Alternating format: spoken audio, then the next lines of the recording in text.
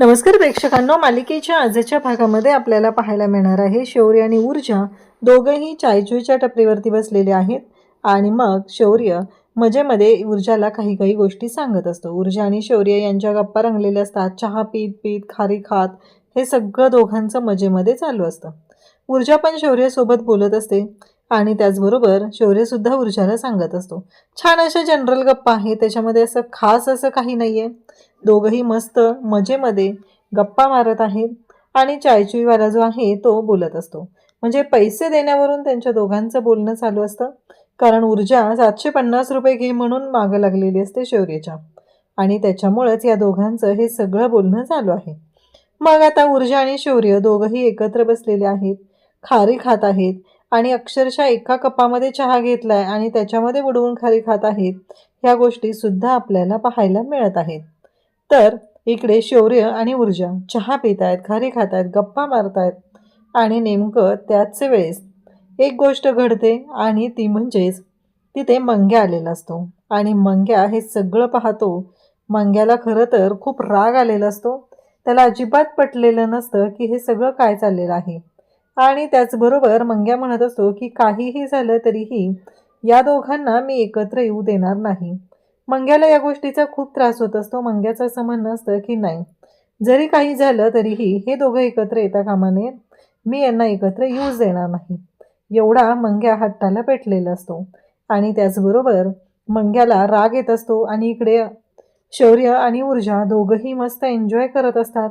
आणि त्यासोबतच पाहायला मिळतं ते म्हणजेच ऊर्जा चहा पित असते आणि शौर्य तिच्याकडे पाहत असतो.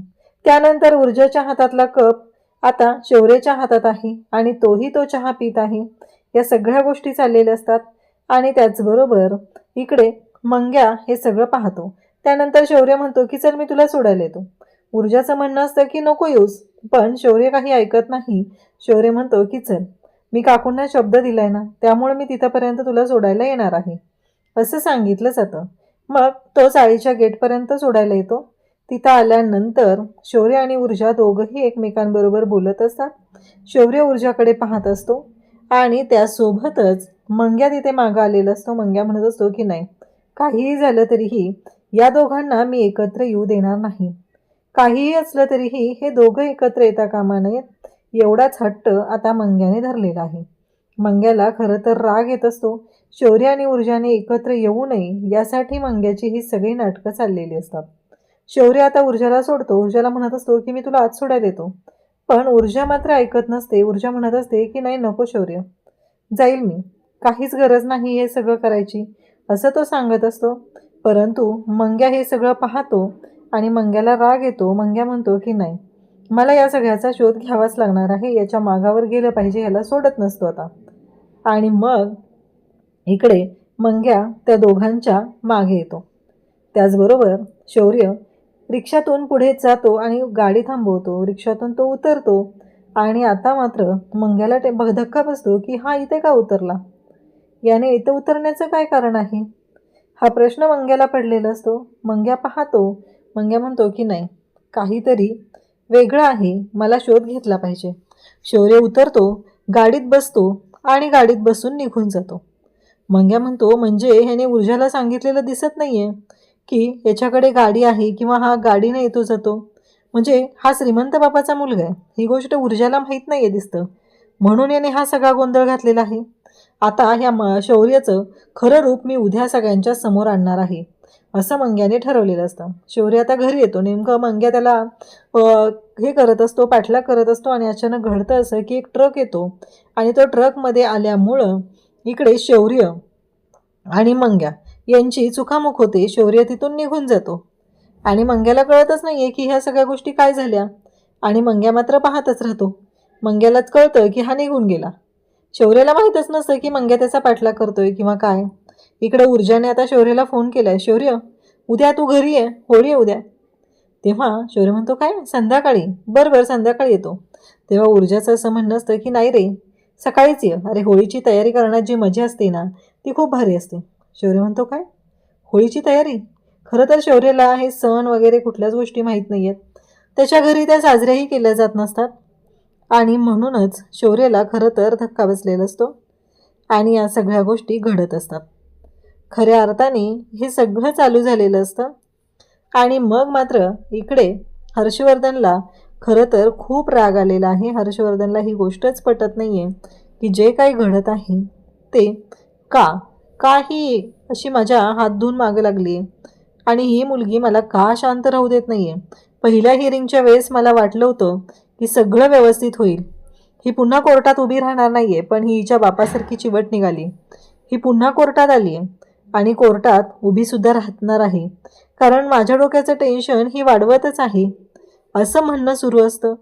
आणि त्याचबरोबर इकडे विजया म्हणत असते, काय टेन्शन घेताय, केस तर तुम्हीच जिंकणार आहे, काहीच प्रॉब्लेम नाही आहे, अगदी साधी सोपी सरळ केस आहे, मग कशाला टेन्शन घेता एवढं, असं ती सांगू लागते.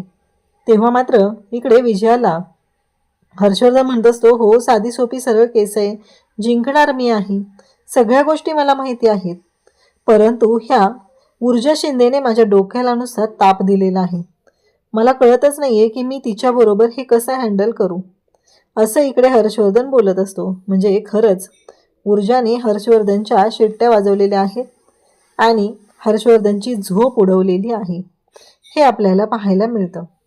इकडं दुसऱ्या दिवशी शौर्य आता ऊर्जाच्या घरी आलेला आहे. ऊर्जा काम करत असते आणि ऊर्जा काम करत आहे ते पाहून शौर्य म्हणतो, हे तुला येतं? तेव्हा ती म्हणते, हो ना आई, बाहेर गेले कामासाठी आणि आज चाळीतल्या सगळ्या पोळ्या ना आपल्या घरून असणार आहेत. शौर्यला हे आपल्या घरून वगैरे हे ऐकून खरं तर खूप भारी वाटतं, कारण ऊर्जाने त्याला आपलं समजलेलं आहे हे कुठंतरी त्याला जाणवतं. आणि ऊर्जा पुरणयंत्रावरती पुरण बारीक करत असते. तेव्हा मात्र तिच्या हाताला लागतं. शौर्य म्हणतो, अगं अँटीसेप्टिक क्रीम वगैरे कुठे आहे? ऊर्जा हसायला लागते. ऊर्जा म्हणते, काय अँटीसेप्टिक क्रीम वगैरे लावायचं आहे? तिला खरं तर हसू येत असतं, हे सगळं काय आहे, शौर्य काय बोलतोय, कारण असं काही केलं जात नाही आहे. ती म्हणते हळद लावायची.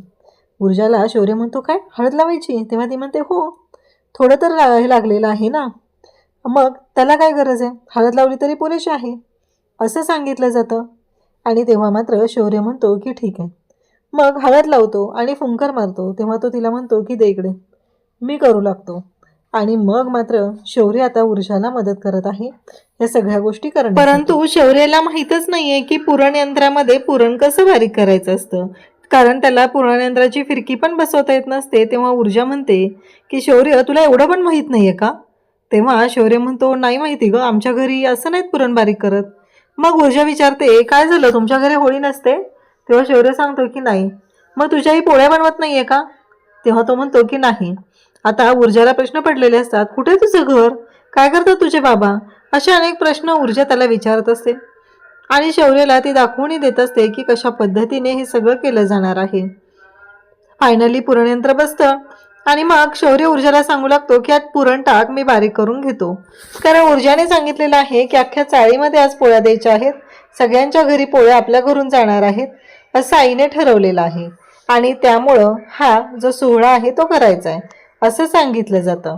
तेव्हा मात्र ऊर्जा म्हणत असते की बरोबर आहे शौर्य. आणि ऊर्जा हे सगळं शौर्याला सांगत असते, कारण आईने ठरवलेलं आहे तशा पद्धतीने गोष्टी झाल्या पाहिजेत.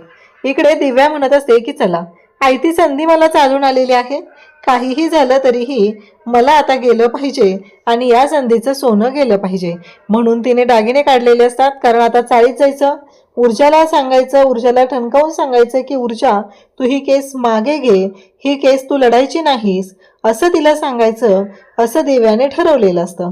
आणि चाळीत होळीचा सण खूप मोठ्या प्रमाणात साजरा होतो, त्यामुळं आईसुद्धा मला काही बोलणार नाही, अशा गोष्टी दिव्याच्या मनात सुरू झालेल्या असतात. तेवढ्यात आदित्य तिथे येतो आणि आदित्य विचारतो, हे काय चाललंय तुझं? आता मात्र दिव्या म्हणत असते की काही नाही.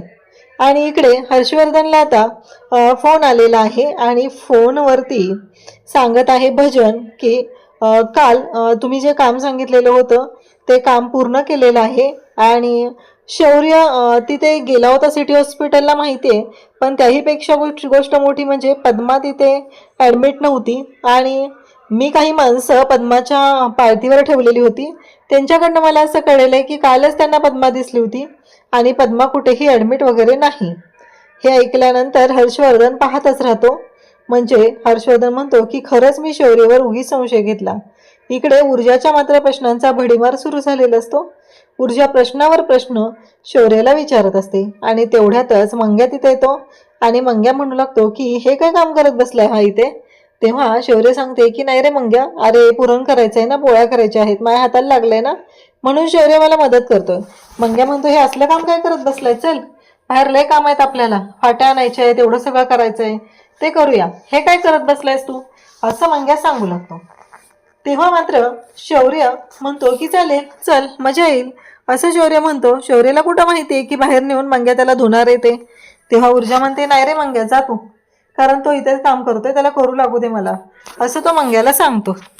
आता मात्र उद्याच्या भागात आपल्याला पाहायला मिळतं की मंग्याने शौर्याची धुलाई करण्याचं प्लॅनिंग केलेलं असतं आणि मंग्या शौर्याला म्हणत असतो की आता बघ, आणि त्याने मित्राला सांगून ठेवलेलं असतं आता होळीची तयारी झालेली आहे, सगळेजण होळीच्या भोवती आहेत. आणि मग दळवी काकू वाटत असतं मंग्याला की आता त्याला मान मिळणार आहे. शौर्य सुद्धा छान तयार होऊन आलेला आहे, सगळे चाळीतली मंडळी जमलेली असतात आणि मग दळवी काकू पूजेचं जे ताट आहे म्हणजेच होळी पेटवण्याचा जो मान आहे तो शौर्याला देतात आणि शौर्याला सांगू लागतात की हे घे, हे तुला करायचंय. मंग्या शौर्य हे सगळं करेल असं सांगितल्यानंतर मंग्याला मात्र राग आलेला असतो. शौर्याने आता होळी पेटवण्यासाठी घेतलेली असते आणि मंग्या मात्र रागाने लाल झालेला असतो. त्यानंतर मंग्याने शौर्याला लिहिलेलं आहे आणि त्याच्या पुढे मोठी दारूची बॉटल काढलेली आहे, म्हणजेच तो शौर्याला दारू पाजणार आहे. अशाच अपडेटसाठी चॅनलशी कनेक्ट राहा. थँक्यू.